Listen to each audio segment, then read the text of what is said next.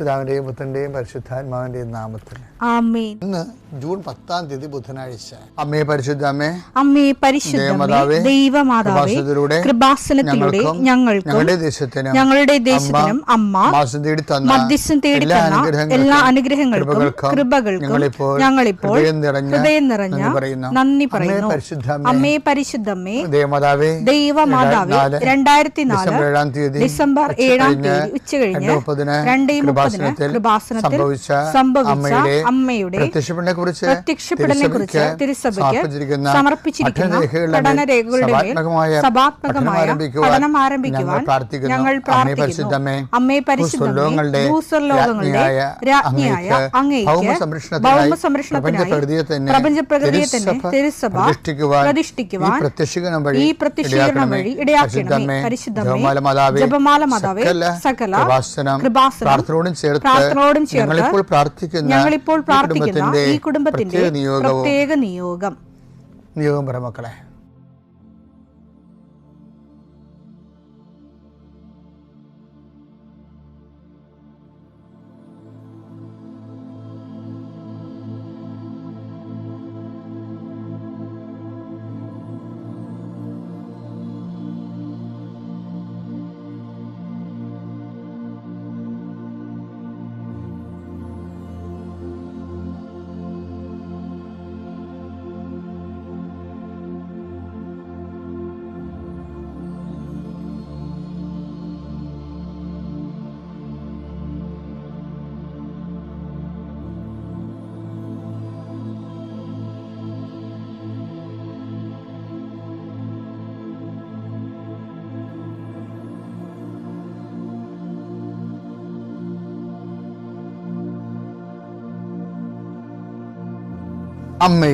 അമ്മയുടെ പ്രത്യക്ഷീകരണത്തിന്റെ ഈ അനുഗ്രഹവേളയിൽ ഞങ്ങൾക്ക് സാധിച്ചു തരുവാൻ കനിയണമേ. ആമേൻ. വിശ്വാസ പ്രമാണം. സർവശക്തനായ പിതാവും ആകാശത്തിന്റെയും ഭൂമിയുടെയും സൃഷ്ടാവുമായ ദൈവത്തിൽ ഞാൻ വിശ്വസിക്കുന്നു. അവിടുത്തെ ഏകപുത്രനും ഞങ്ങളുടെ കർത്താവുമായ ഈശോ മിശിഹായിലും ഞാൻ വിശ്വസിക്കുന്നു. ഈ പുത്രൻ പരിശുദ്ധാത്മാവിനാൽ ഗർഭസ്ഥനായി കന്യകാമറിയത്തിൽ നിന്ന് പിറന്ന് പൊന്തിയോസ് പീലാത്തോസിന്റെ കാലത്ത് പീഡകൾ സഹിച്ച് കുരിശിൽ തറയ്ക്കപ്പെട്ട് മരിച്ച് അടക്കപ്പെട്ട് പാതാളങ്ങളിൽ ഇറങ്ങി മരിച്ചവരുടെ ഇടയിൽ നിന്ന് 3-ാം നാൾ ഉയർത്ത് സ്വർഗത്തിലേക്ക് എഴുന്നള്ളി സർവശക്തിയുള്ള പിതാവായ ദൈവത്തിന്റെ വലതുഭാഗത്തിരിക്കുന്നു. അവിടെ നിന്ന് ജീവിക്കുന്നവരെയും മരിച്ചവരെയും വിധിക്കുവാൻ വരുമെന്നും ഞാൻ വിശ്വസിക്കുന്നു. പരിശുദ്ധാത്മാവിലും ഞാൻ വിശ്വസിക്കുന്നു.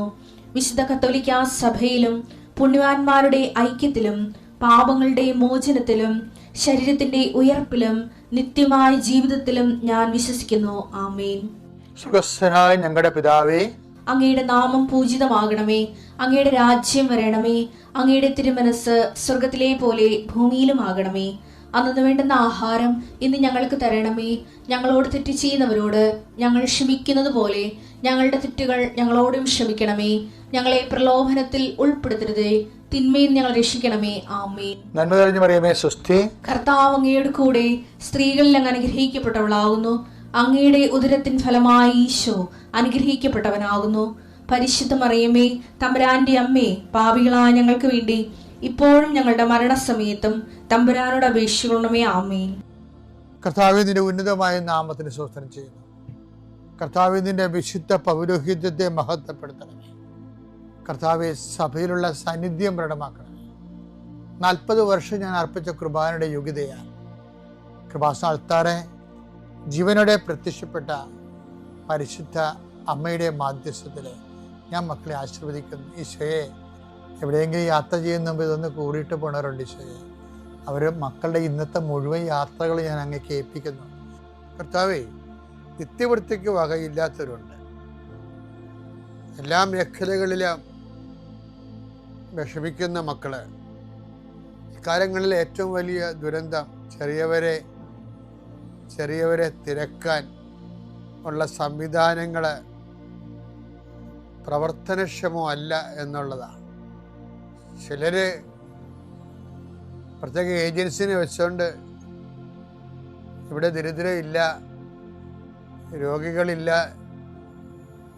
ഇവിടെ എല്ലാം ഒന്നാം സ്ഥാനത്തേക്ക് കുതിക്കണം എന്നുള്ള ഒരു മിഥ്യാധാരണ വരുത്തിയിട്ട് അതിൻ്റെ പിന്നിൽ ഏറ്റവും ദരിദ്രനെയും ഓരം കെട്ടി കിടക്കുന്നവനെയും അവനെ അഡ്രസ്സ് ചെയ്യാൻ പറ്റാത്തൊരവസ്ഥയിലേക്ക് കൊണ്ടുവന്ന് എത്തിക്കുന്ന ഒരു സാമൂഹ്യമായി അന്ധകാരം നാടിനെ വ്യാപിക്കുന്നുണ്ട് കർത്താവേ. അത് എല്ലായിടത്തും അതുണ്ട്, ഒരിടത്തും ഒരു സ്റ്റേറ്റിലും മാത്രമല്ല.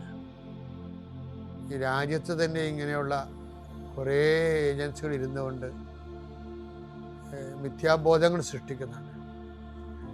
അതിൻ്റെ ഭാഗമായിട്ട് ജനങ്ങൾ അവലംബമില്ലാതെ ഉഴരുകയും തെറ്റായ തീരുമാനങ്ങൾ കാരണം ഉള്ള തൊഴിലിടങ്ങൾ വരെ അടച്ചു പൂട്ടുന്നതിൻ്റെ ഭീതിയിലിരിക്കുന്നു. എല്ലാം അടച്ചുപൂട്ടി ഇനിയിപ്പോൾ ആരോഗ്യ മേഖലയും സമരം ചെയ്ത് അടച്ചു പൂട്ടിക്കുകയാണ് തൽപര കക്ഷികൾ.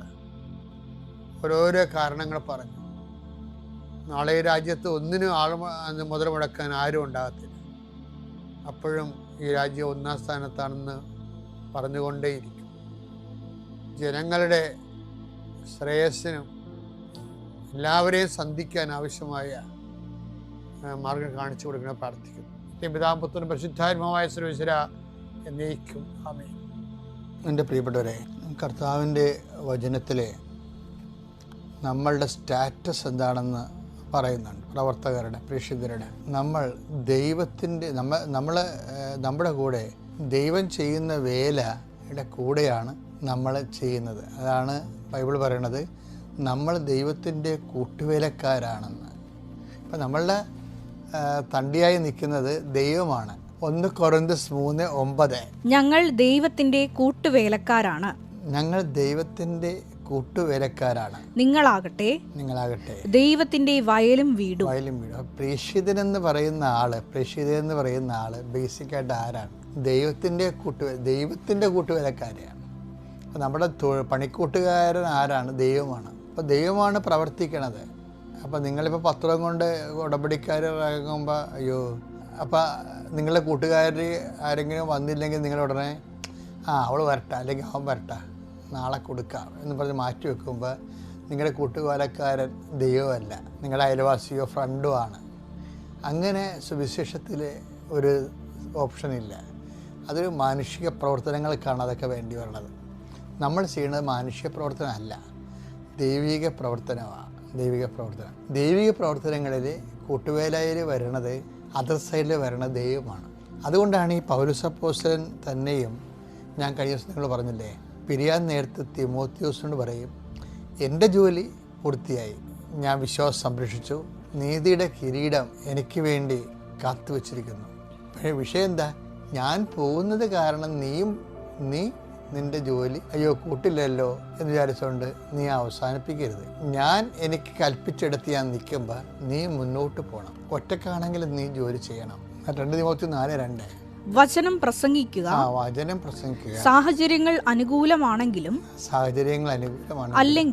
അല്ലെങ്കിലും പൗലോസ് പോകുമ്പോൾ തന്നെ, പൗലോസ് വേർപിരിയുമ്പോൾ തന്നെ സാഹചര്യങ്ങൾ അനുകൂലമല്ലല്ലോ. അതാണ് അല്ലെങ്കിലും എന്ന് പറയണത്. അല്ലെങ്കിലും ജാഗരൂകതയോടെ വർത്തിക്കുക. മറ്റുള്ളവരിൽ ബോധ്യം ജനിപ്പിക്കുകയും മറ്റുള്ളവരിൽ ബോധ്യം ജനിപ്പിക്കുകയും അവരെ ശാസിക്കുകയും ഉദ്ബോധിപ്പിക്കുകയും ചെയ്യുക. ക്ഷമ കൈവിടാതിരിക്കുകയും പ്രബോധനത്തിൽ ശ്രദ്ധിക്കുകയും ചെയ്യുക.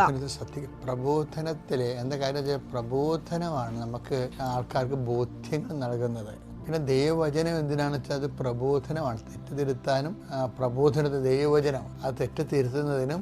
2 തിമോത്തി 3:16 വിശുദ്ധ ലിഖിതമെല്ലാം ദൈവനിവേശിതമാണ്. അവ പ്രബോധനത്തിനും ശാസനത്തിനും തെറ്റുതിരുത്തലിനും നീതിയിലുള്ള പരിശീലനത്തിനും ഉപകരിക്കുന്നു. ഈ പരിശീലനം പൗലോസിന്റെ അഭാവത്തിലും അസാന്നിധ്യത്തിലും കണ്ടിന്യൂ ചെയ്യണമെന്നാണ് തിമോത്തി കൊടുക്കുന്ന നിർദ്ദേശം. തിമോത്തി അത് കണ്ടിന്യൂ ചെയ്യുക തന്നെ ചെയ്യും, ഒരു സംശയമില്ല കാര്യത്തിൽ. എന്താ കാരണം എന്ന് വെച്ച് കഴിഞ്ഞാൽ, ഏത് സാഹചര്യത്തിലും സംതൃപ്തിയോടെ ജീവിക്കാൻ ഞങ്ങൾക്ക് നല്ല പരിശീലനം ലഭിച്ചിട്ടുണ്ടെന്ന് തിമോത്തിനെ ഉൾപ്പെടുത്തിക്കൊണ്ട് പൗലോസ് അപ്പോസ്തലൻ പറഞ്ഞിട്ടുണ്ട്. ഫിലിപ്പിയർ 4:12. താഴ്ന്ന നിലയിൽ ജീവിക്കാൻ താഴ്ന്ന നിലയിൽ ജീവിക്കാൻ എനിക്കറിയാം, സമൃദ്ധിയിൽ ജീവിക്കാനും ജീവിക്കാനും ഏത് സാഹചര്യത്തിലും കഴിയാനും എനിക്ക് പരിശീലനം ലഭിച്ചിട്ടുണ്ട്. അപ്പൊ ഇത് ഈ പരിശീലനം എന്ന് പറയുന്നത് ചെറുത് അജ്ഞാത പരിശീലനമായിരിക്കും, പക്ഷേ ദൈവ നിവേശിതമായിരിക്കും. ഉദാഹരണത്തിന് സാവൂളിലെ അജ്ഞാത പരിശീലനം, ഇങ്ങനെ അജ്ഞാത പരിശീലനം വളരെ ശ്രദ്ധിക്കേണ്ട ഒരു വിഷയമാണ്. അത് നമുക്ക് വേണമെങ്കിൽ നാളെ പറയാം. തൽക്കാലത്തേക്ക് ഇത്രയും മനസ്സിൽ സൂക്ഷിക്കുക. കർത്താവ് നിങ്ങളെ അനുഗ്രഹിക്കട്ടെ.